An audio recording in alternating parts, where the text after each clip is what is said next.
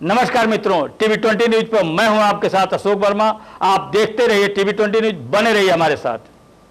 खबर आजमगढ़ जिला से है, जहां भारतीय जनता पार्टी एक देश एक चुनाव के संबंध में बेलैसा स्थित विद्यालय के सभागार में सदर विधानसभा का समागम संपन्न हुआ। जिला पदाधिकारी, मंडल पदाधिकारी व कार्यकर्ताओं ने प्रधानमंत्री नरेंद्र मोदी के 121वें मन की बात का कार्यक्रम को सुना। इस अवसर पर जिला अध्यक्ष आजमगढ़ सदर ध्रुव कुमार सिंह ने कहा कि आज़ादी के बाद 1967 तक हमारे देश में लोकसभा और विधानसभा के चुनाव एक साथ होते थे और 5 वर्षों तक कोई चुनाव नहीं होने से चुनी हुई सरकार को 5 वर्ष विकास के काम करने का अवसर मिलता था। लेकिन 1967 के बाद सरकारों के समय से पूर्व गिरने और राज्य में राष्ट्रपति शासन लगाए जाने से यह क्रम टूट गया और आज परिस्थितियां ऐसी बन गई हैं कि प्रतिवर्ष किसी न किसी राज्य में चुनाव होता रहता है, जिसके कारण आचार संहिता लगने से विकास कार्य बाधित होते हैं। लोकसभा और विधानसभा का चुनाव अलग अलग होने से हजारों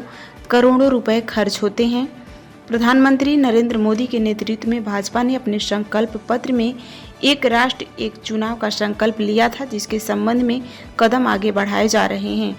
एक राष्ट्र एक चुनाव के संबंध में देश भर में चर्चा चल रही है। उसी क्रम में आज हम सभी यहाँ उपस्थित हैं। लोकसभा और विधानसभा का चुनाव एक साथ होने से जनता के टैक्स का पैसा बचेगा, जिसे जनहित के दूसरे विकास कार्यों में लगाया जा सकेगा। एक राष्ट्र एक चुनाव की चर्चा पर हम सभी को जनता के बीच जाकर करनी चाहिए और उनके फायदे बताने होंगे। विकसित भारत बनाने के लिए हमें यह भी आवश्यक है कि 5 साल में एक बार चुनाव हो और फिर 5 वर्ष लगातार सिर्फ विकास निर्बाध रूप से हो। इस अवसर पर अखिलेश मिश्रा गुड्डू, घनश्याम पटेल, जयनाथ सिंह, डॉक्टर श्याम नारायण सिंह, सचिदानंद सिंह, हरिवंश मिश्रा, पवन सिंह मुन्ना, यशवंत सिंह, आरपी राय, हवलदार सिंह, विनय प्रकाश गुप्ता, पंकज सिंह कौशिक, अशोक सोनकर, मनीष सिंह, दिवाकर सिंह, राकेश सिंह, प्रमोद चौहान, मृगांक शेखर सिन्हा, विवेक निषाद, प्रवीण सिंह, मिथिलेश चौरसिया, संतोष चौहान,